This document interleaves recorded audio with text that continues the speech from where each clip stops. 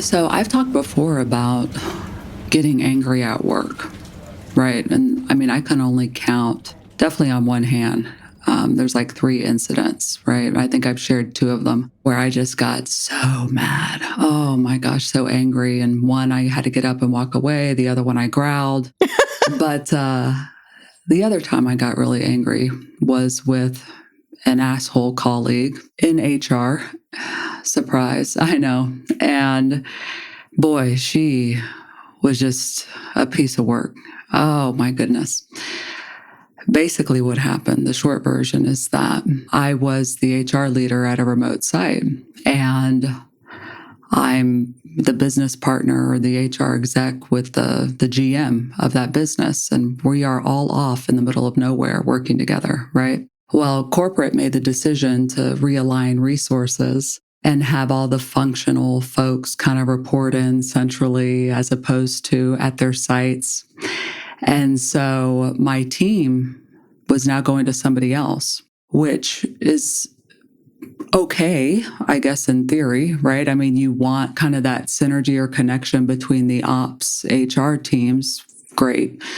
Except that we're out in the middle of nowhere and we're all together and I'm an easy button. And, so I just figured, well, I'd still help and support and whatever, because, this HR team is supporting my business basically, right? So we'll still be connected. Anyways, TLDR, that new boss called me and told me that I wasn't allowed to talk to anyone on the HR team at my site any longer.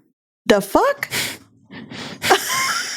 How can you get anything done? What's your first question? I mean, there's so many questions, but what's your first question when they say that to you? I was like, excuse me? Like, what? And she just thought it'd be for the best because my team had already voiced concerns to her that they didn't want to report into her and how would that work and whatever. So she just thought it was best to rip the Band-Aid off basically and, have me be the bad guy and just ghost the team and ignore them. This team that is helping me make my business successful, right? I mean, they're working literally for my business, but now they report in somewhere else. Okay. I mean, I got mad. I was like, are you fucking serious? I mean, how does that make sense? You want me to just abandon this team I've led for years now? Wait, what? That makes 0 sense. Of course, she was new to the business and the culture and all of that, but so that's fun. Man, I was mad. I was so mad. I mean, I was shaking. I was so mad. And I was like, I can't do that. I can't abandon my team here working, on my, for my business. That makes no sense. I don't care that there's a misalignment. In the system, they're aligned to you. Fantastic. You and I can stay aligned. I can give you feedback on performance because you'd have no idea. You've never even been here. You've never even met these people. I mean, come on, let's have this make sense, but nope. She put the hammer down and then she called my boss, saying I wasn't a team player. My boss, the sociopathic narcissist. So that was fun. No. Oh. Yeah, the toxic boss. So, I was out of control, power tripping, I want more direct reports. I want more. No, yeah, I want it all, I want all the power. I just wanted to still talk to my people, literally. Well, yeah. It's so weird. The function. How is the function supposed to function? Honestly, my head is because I was like, what are they going to call you for everything? And you're not available because you're pretending to go to be important somewhere else. I mean, this is why people hate HR. They're we can't get in touch with anybody because someone wants to have their, carve out their plot of land. And, there we are. Yeah, I was so pissed. I wanted to just cuss her out so bad because she was just power tripping with me so hard. Your team doesn't need you. You don't need to talk to them. I don't want you talking to them. You're not allowed to. Oh, man, crazy bitch. I was so hot. I was hot. I was like, this is ridiculous. I mean, I said that. I was so mad. Oh, I wanted to cuss her out so bad. Oh. How long did you stay there after this all happened? I have a little bet in my head. Oh, God, I can't remember. Not long, though. No. Okay, that's consistent. I know that's consistent, because I mean, that doesn't make any sense. I mean, my hands are tied. I can't do anything, and then I have to work with that person who's like next door to my toxic boss somewhere else. I mean, having it out for me. Just losers that don't know what they're doing, just don't use common sense. I mean, come on. We're just trying to run a business here and support people. Like, please don't make it hard. But that's the mindset, because I think people get that sense when people know that somebody else is talking badly about them and talking badly about them to somebody else who's a receptive audience. So many times it can take over you and spiral, because it's hard. It's awful. It's a terrible feeling as a human being, but especially when you're at work. And so how did you, I'm curious, now I know because I've heard you speak to other people about this, but how at the time did you deal with that, knowing you have someone who's going to your boss and just, of course, talking smack? Yeah. Well, obviously, I didn't have the positive relationship with my boss. No. So I just knew I was screwed. I just accepted the reality I was in, really. But both of those people are people that I didn't look up to or want to be, or even be associated with, definitely didn't want to work with. That made it a lot easier, to just try and shut them out. And they're somewhere else, out of sight, out of mind.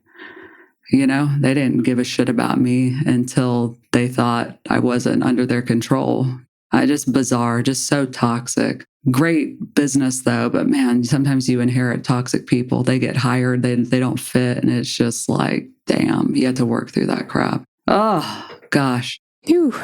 I'm glad you work with two people on this podcast who are non-toxic in the Crayola sense of the word. Right. Oh, gosh.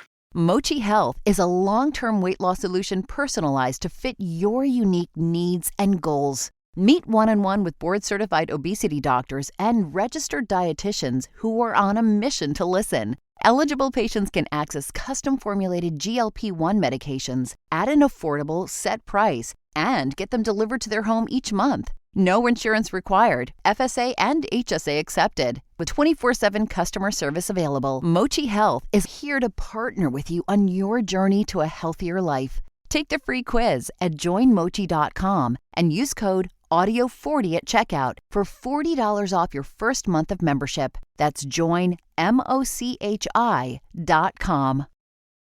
There are a lot of awesome things that have come out of Australia, namely the Hemsworth brothers and Uggs. But my new favorite Aussie export that's finally available in the US is the Koala sofa bed. I just love Koala. Seriously comfortable, beautiful color options, and tool-free assembly. Please, that means no Allen wrenches, no stress, and no tears. Everything comes in the box and easily slides, clicks, and screws together. Did I also mention fast shipping and free returns? Upgrade your space with the most stylish, customizable, and elevated sofa bed available. To get $100 off your new sofa plus fast shipping, go to us.koala.com/HRBesties. That's us.koala.com/HRBesties to get $100 off your new sofa. Koala. Comfy, easy, sustainable. But it is a great segue to today's meeting topic, isn't it? Which is all about coaching difficult coworkers. How do you work effectively with assholes? Peace out, bitch. I don't know. I just gave a story about how I was like, bye. And that may be the answer sometimes. But before we get to that hot topic, we do have other items on the agenda. We've got Cringe Corporate Speak today, brought to us by Jamie. And we're excited to hear what that is. Then we'll do, of course, our hot topic for this meeting, and then end with a little questions and comments. It's a big one. It's a fun topic. But Jamie, before we hit it, what do you got for us? One off. You got a one-off. Yes. So I admittedly have never used this, but I cannot tell you how many times I've heard this, right? Oh, that's a one-off. Which, the meaning is it's an anomaly. It's, happened once. It's not a part of a regular occurring event. It's a one-off. But usually one-offs are typically not a one-off. There's a pattern. They're never really a one-off. Right. Nope. When you said that, no, it's a 738 off is what it is what it absolutely is. But I do think I've said this. I mean, it means exception, but again, it means exception. It generally is not an exception, because sometimes how you'll hear this is people say, okay, we have a one-off request. And in HR's world, that means, here we go. Not you again. Buckle up. Not you again. It's something to do with like pay. Often it's like not following a policy that probably may not make sense for everybody, but everybody's not going to get the benefit of common sense. It's going to be like the board member's nephew, or, someone has a relationship, or, they're a great performer, meaning like from a revenue perspective, but they're a huge jerk. They're the difficult coworker. And like, okay, normally we would coach on this. Well, this is a one-off. We got to tread lightly. It's Q4. We can't sacrifice that. And so, yeah, one-offs, it may be 2,000 off. It's just going to keep going off. There's no such thing as a one-off. Leigh? Yeah, I don't think I say that. It's not in my cringe word phrase bank. And I know it means like exception, but I think what I've said before is like, that's an outlier. Like, when I'm like, when we're talking more on, that's a one-off, like it's an anomaly, you know what I mean? Versus exception. But I'm like, oh, that's an outlier. that was an outlier, I will say that. Oh, outlier. Oh, damn, okay. The Glassdoor review that says what every employee is thinking, but you're like, right. But the executive's like, well, that's an outlier. That's a one-off. That's a one-off opinion. Yes, right. It is a little cringy though, isn't it? Because you could just say exception, no? Right. Like, how did it get started? And, well, is it one dash like ONE-OFF? Oh, there's a dash, you think? I don't know. Michael, I have no idea. Go to the butthole and ask it. It's, Leigh, you should like this. I'm looking at, The Oracle. This is, ChatGPT. it started in the 1930s. It originated in British English because it means one of a kind, but it's something that is done or produced only once, not repeated. But it's not how it works. And so it is one dash off. And so, yeah, it started with British. So you should like it then, Leigh. You like British things. I do. I love it. British things and people. I do. I like it even more now. I'm going to start saying it. Anti-cringe. Oh, gosh. Yeah, that is a bit cringy, though, isn't it? So try and put it into your workday today. Try and fit it in. Have a one-off. And you know who you can say it to? To that asshole that you work with. Speaking of this meeting's hot topic. Well done. I know. Coaching difficult coworkers, how to work effectively with coworkers there, aka some of those assholes and jerks you work with. Just kidding. Respectfully, of course. Oh, gosh. Have you all ever had some difficult coworkers? Because people. Of course. Yep. People be peopling. But all the time, though? Like they really do, don't they? I mean, difficult things, I think, can mean different things. Like it can mean difficult, like someone who's difficult for you, or you can have in the HR world, I do think is a bit unique because you are often dealing with more people, and there can be those people that make your life difficult. And it's not necessarily aimed at you. And they may even try to like chummy up to you, but the things that they're doing are like these one-off situations, or they're like completely not following any sort of like policy or common sense, and you're left to clean it up. And so in the HR world, it can be an aspect that I do think has a dual like womp womp of the people that are actual difficult to you in your face or behind your back, but also the people that make your life difficult. And they all suck. Yeah. I mean, I think the first time I encounter an asshole, I usually go, okay, I have to assume best intent. And so this is me assuming best intent. And then I like to play dumb a lot.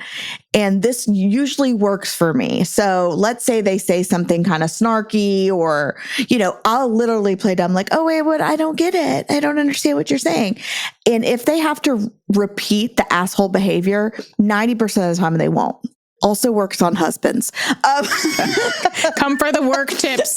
Well, Jamie, between Jamie's work advice and her Spotify Wrapped, for those that heard that last year, Jamie's got a wealth of resources. Which we're almost halfway through the year. Not really, but almost. And just so you know, we're doing great on our challenge. Anyway. Those are two things that work for me with assholes is typically the playing dumb. I know that sounds really stupid, but I've even given this advice to people in an HR sense, right? Is they come to me and they're like, Linda's being a fucking bitch and this, and this. And I'm like, okay, well, here's what works for me. Maybe someone made a rude, snide comment. You play dumb. Like, oh, I don't get it. What do you mean? I'm telling you, they won't repeat it. They can't repeat it most of the time because they know they were out of line. And two, if they have to dumb it down for you, oh my God, the struggle, because they realize how out of pocket they were. Key tips. If you aren't into playing dumb, the other thing you can do that's got the same effect is saying, are you okay? Dead face too. Like there's all this research on this, just pausing and be like, are you okay? Like genuinely asking them because they kind of check themselves like, oh, shit, like how am I behaving, right? Someone's like actually showing concern. Like, am I out of control right now, right? They kind of check themselves. And it's very rare, right, to like Jamie's previous point where they're going to repeat being an asshole. They're going to remember, oh, shit, like I'm at the office. Oh, I'm at work. Oh, I'm with colleagues. Oh, I want to stay employed. Oh, wait, like how was I just behaving or acting or, oh, gosh, okay. Maybe I'm not okay, but that's a good one too. For those that are listening that are now wondering, oh shoot, am I a difficult coworker? No, you listen to our podcast, so you're a wonderful coworker and a bestie. But what are the characteristics that you all would describe to make someone a difficult coworker?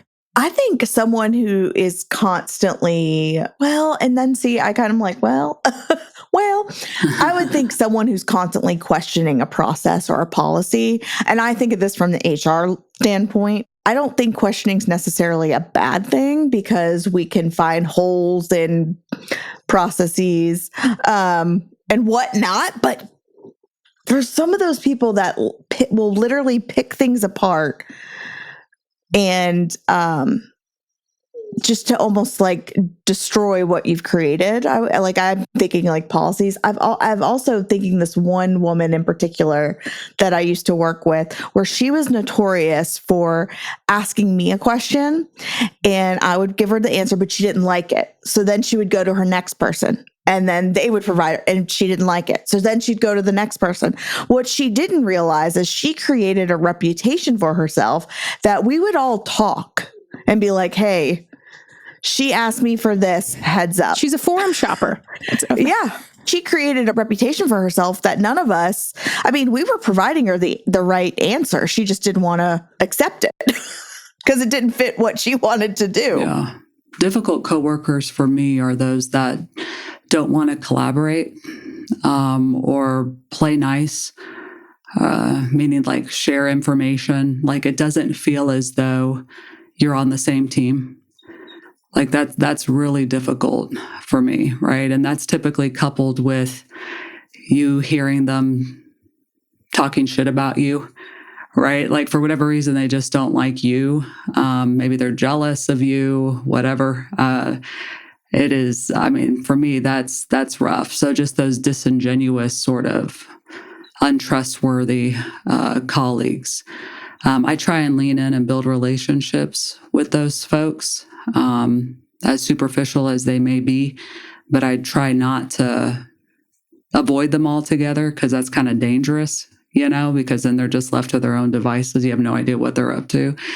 And you do need to work with them, of course, they're probably some pivotal partner you need. It always ends up that way, I swear. But, I try and blow rainbows and butterflies up their ass, to do all I can to be a good partner to them. But man, those are the most difficult ones for me. Those kind of two-faced, disingenuous, don't want to work with you, collaborate ones. Oh man, they kill me.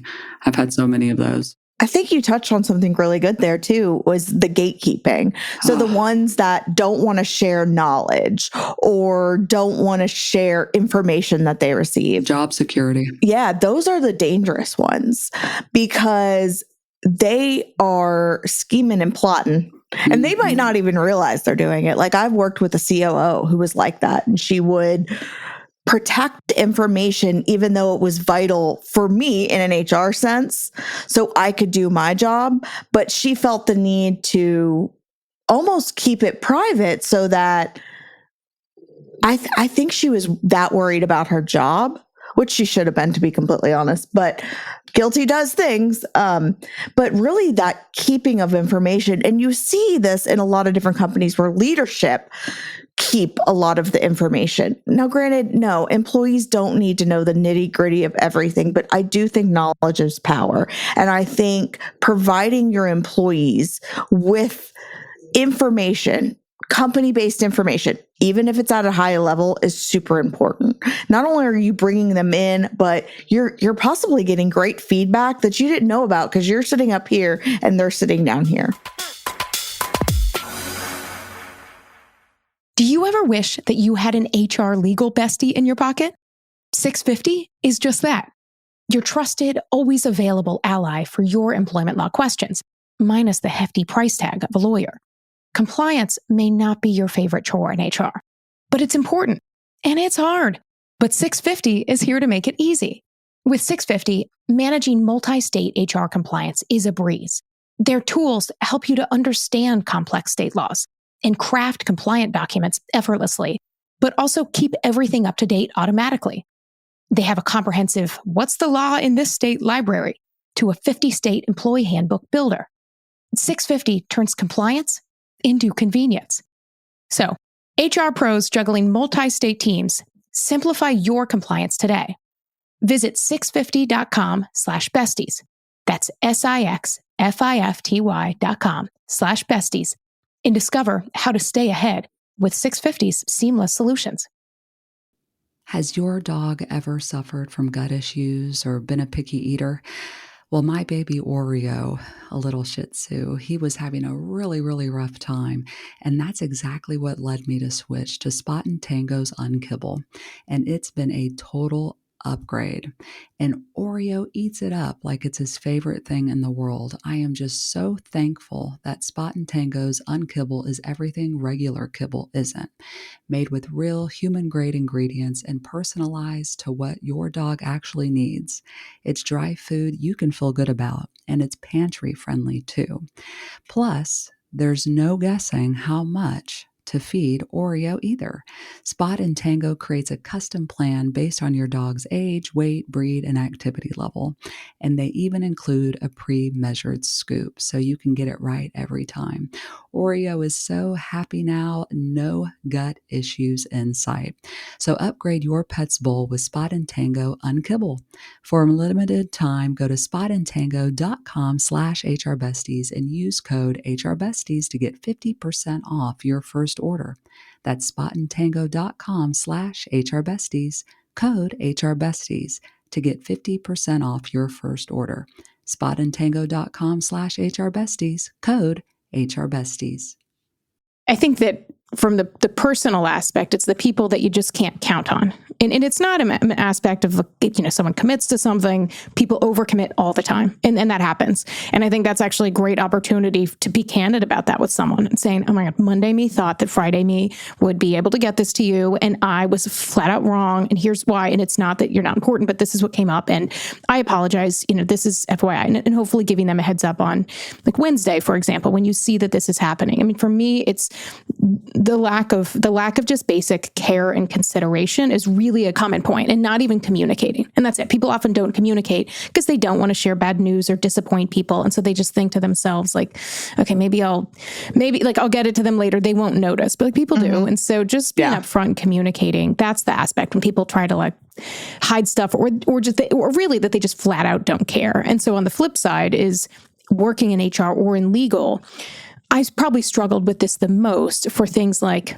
a sales role for a long time, because people in those roles would often approach and be like, hey, and okay, like the more, flower emojis or exclamation points, like, what do you need? And again, I don't, they'd need something complex turned around in 2 seconds. And it used to really, really bother me because I would think, do they think I'm a wizard? And, maybe if I make one thing look easy, then people think everything you do is easy and it's super easy. And the downside of that is then they assume you can do things immediately. And so like I said, that used to really bother me. I ended up flipping that and talking with some people on the sales team, ended up having productive conversations with like sales managers, even like individual salespeople, and saying two things. One is, I am, whether I'm a very lean team or things, I sometimes can't do that. I can't move this to the top of the stack. I understand, and it helped a bit that I'd done sales. Like I understand what that pressure is. And I know it's really important to the organization. But that being said, if, our client, our customer took 2 months to get something back and we're able to flip that and get that back to them in 30 minutes, that suggests also a point of desperation. And so there is a psychological aspect to that like me not being literally not physically or whatever, being able to turn that around so quickly, like that's a reality. But also there's a benefit to that if they wait a couple of days, they get a sense we are a great partner as well. And so this isn't just us like, oh, we'll do anything and rush, because that kind of makes us look weaker than you'd think. And so that some of that was helpful of having conversations and explaining it. And I even would say at times, I'm sure this doesn't, I'm sure you're not trying to come across as such, but it looks like you're assuming I have nothing going on and that's just candidly, it's just not the case. And so I'm doing the best that I can over here. I assume you are as well, but just having an understanding that when you send me something, I'm not going to reply to every email to be like received, but generally, if I'm going to get back to you within 2 business days. If for some reason this is an absolute emergency, let me know. Sometimes I'll be able to handle that. Sometimes I won't. But that like cried wolf thing, it's just the basic lack of consideration and care of what others have going on. And so I'll put that in our newsletter for this week. We have both questions for your discussion group, but also we now have some ChatGPT prompts to help you. But we'll have a couple of these framed around thinking about how can you get individuals at work to think and be care and more considerate of others on the team. So what advice do you all may have for folks out there dealing with difficult coworkers? I don't know about y'all, but I get asked this a lot online and in my DMs. I think you need to be very concise. And I always say, whenever I'm giving advice, is state facts, not feelings. Because a lot of times when you're like, well, you really pissed me off the other day, just say, here's the fact. You can follow up with feelings, but really stick to the fact of why, I needed this report on X because I had to get it to this or upload it or whatever, and what outcome it created. But also document and know when to escalate, which that's a shitty thing to say. But if this person is possibly just sabotaging, if they're truly an asshole and they're being an asshole on purpose to you, know when to document and to escalate to HR. That's a good point. For me, I have a lot of people that write and they ask me, how can I get my coworker fired? Like my coworker isn't pulling their weight. My coworker sucks. My coworker is pissing me off, whatever the case may be. Like, how do I get them fired? No one seems to care, blah, blah, blah. And really my advice is you have to worry about yourself. Like you can only control you and how you react to things and what you focus on. To Jamie's point, if there's things that need documented or reported, absolutely do that. But if just like the vibe's off and you just don't get along with this person and they're still working, all of this, but you all just don't get along. You cannot control them or their behavior, nor should you. You can only control yourself. If it pisses you off that much, you can always make the choice to change your scenery, change departments, change whatever, if giving feedback to the boss or whatever hasn't worked. But, I wouldn't waste your time, your energy, and your peace trying to go and get someone fired. It makes you worse than they are, let's be honest, So I just say, hey, worry about yourself, really. Worry about yourself. You do your great work. You do what you need to do. But for some folks, I know there's kind of like this principle thing. Like, I can't believe that person works here and I work here and how dare they, And it's like, hey, you just worry about yourself and do your great work and do all you can to try and make it work with that person. So it's a better culture and working environment for all. You have a hand in that too. So don't be trying to get anybody fired. Don't waste your time with that. Yeah. And unfortunately, assholes are not a one-off. No. Hey! You're going to encounter them in just about every job. You may not have to work directly with them, but there's assholes everywhere, unfortunately. Mm-hmm, mm-hmm. I think it really is thinking about like how much of my mind am I spending thinking about them and trying to self-regulate to think, okay, is this person really affected, or is it just a little like, it's like, what was the book? There was a book I read in like, junior year of high school. So like, a really like well-known book, but it talks about, I think it's Tess of the D'Urbervilles.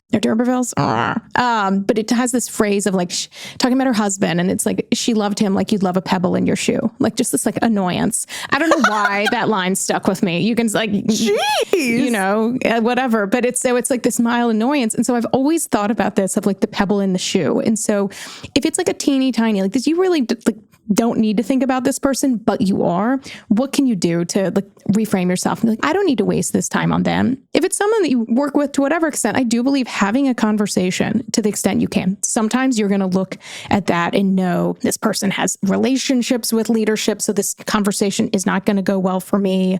Sometimes you got to make that choice. But oftentimes I've found people don't realize how things are coming across. And when you can have a candid conversation that also empathizes with them to say, I don't want to make assumptions that how this is coming off to me. And it could be super easy for me just to think about it or bug it or talk shit to somebody else. And I don't want to do that.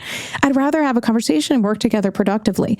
I've seen from first person to like plenty of people I've worked with, relationships absolutely change from those awful relationships to sometimes like maybe not quite work besties, but like not just like, having the peace, but people, because someone truly appreciated getting that feedback in a productive way. And they ended up working together well, being friendly. And so where you can, I do think having that can help to put things at peace and hopefully not a one-off situation. Mic drop. Oh, I love that. That's all great advice. Besties, hopefully you don't have a lot of a-holes where you're working. I have a habit of online shopping. And when I do it, I like to buy from small businesses. But then I wonder, okay, am I going to have to go dig up my credit card to find the number? And so I love it if I see that purple Shop Pay button at checkout. It makes it so easy to buy online.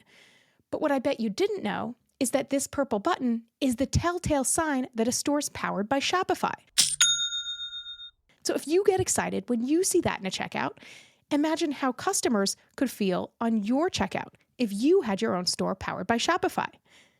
Shopify is the commerce platform behind 10% of all e-commerce in the US, from household names like Mattel and Gymshark to brands just getting started.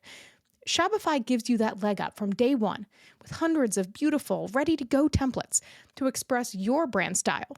And forget about the code. Tackle all the important tasks in one place, from inventory to payments to analytics and more. You can spread your brand's word with built-in marketing and email tools to find and keep new customers. And remember that iconic purple Shop Pay button that's used by millions of businesses around the planet? It's why Shopify has the best converting checkout on the planet. Your customers, who are waiting for you, already love it. If you want to see less carts being abandoned, it's time for you to head over to Shopify. Sign up for your $1 per month trial and start selling today at shopify.com/HRBesties. Go to shopify.com/HRBesties. That's shopify.com/HRBesties. I love keeping my dog Rosie happy and healthy. If you're a pet parent like me, you know about Chewy.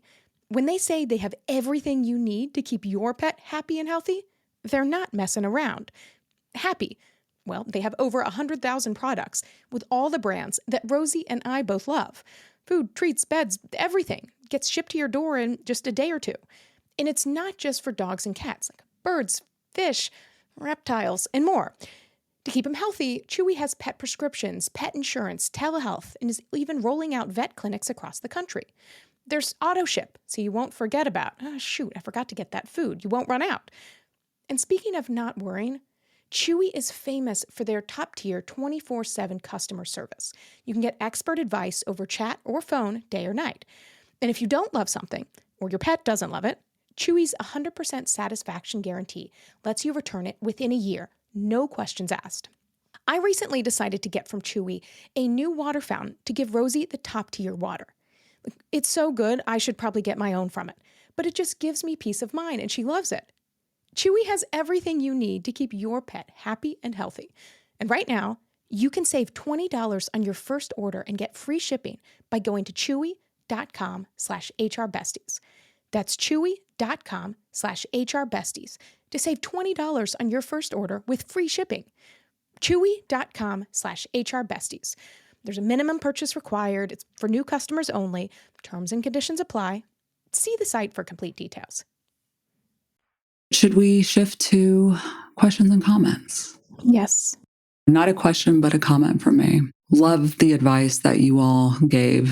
And I just like to add to that honesty is respect, respect is honesty, all of those things. And so I do think it's important to be honest with those you work with and see if you can come together and make things work.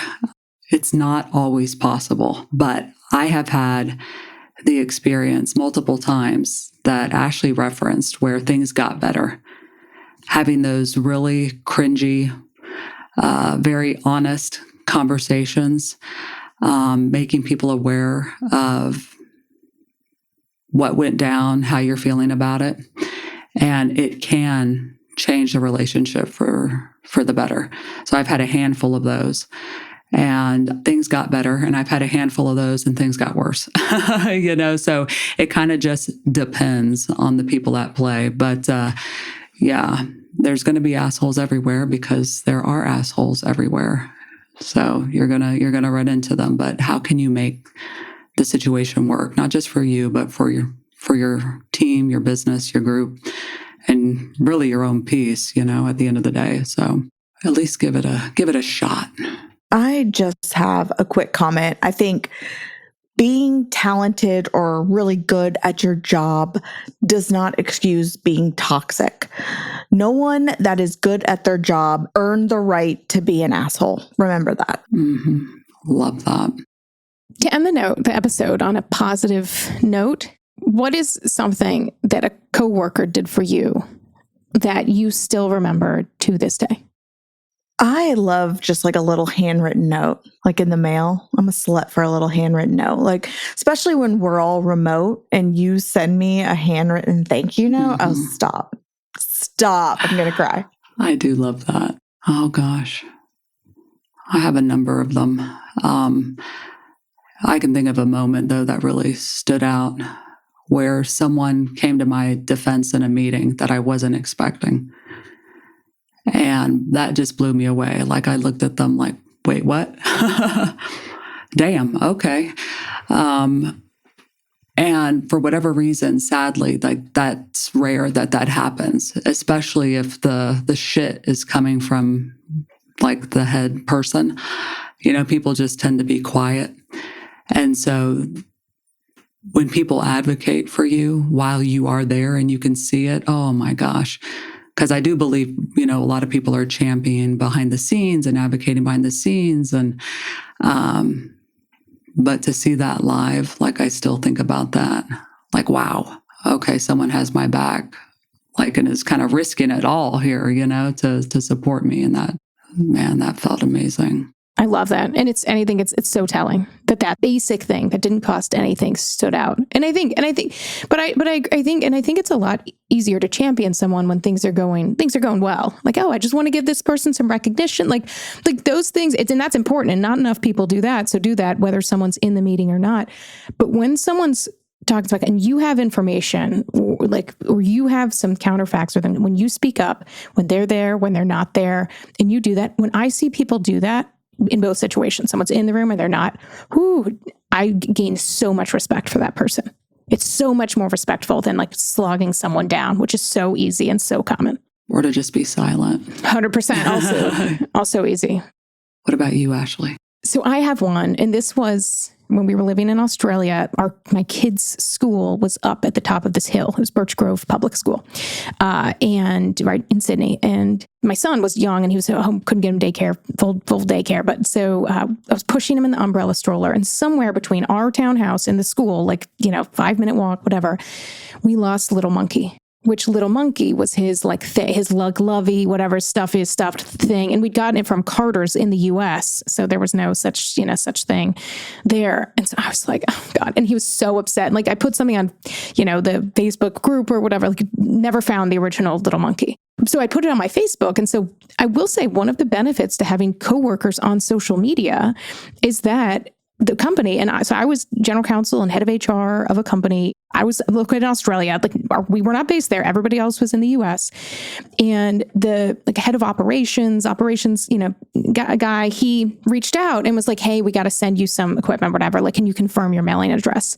And so I'm like, yeah, here you go. I got this tracking thing coming. And then he was like, there's a surprise. But in the meantime, please tell your son, look, Little Monkey's actually been on a voyage. Oh. And so he sent me a replacement Little Monkey from Carter's and had gotten that, figured out where it went. But he also, by Photoshop, and I will put these on the HR Bestie stories, he Photoshopped Little Monkey on the moon at a Yankees game, which we're Braves and Mets family. But aside from that, no, it was like at a Yankees game, like a Statue of Liberty, like took the time to do these things. That's so sweet.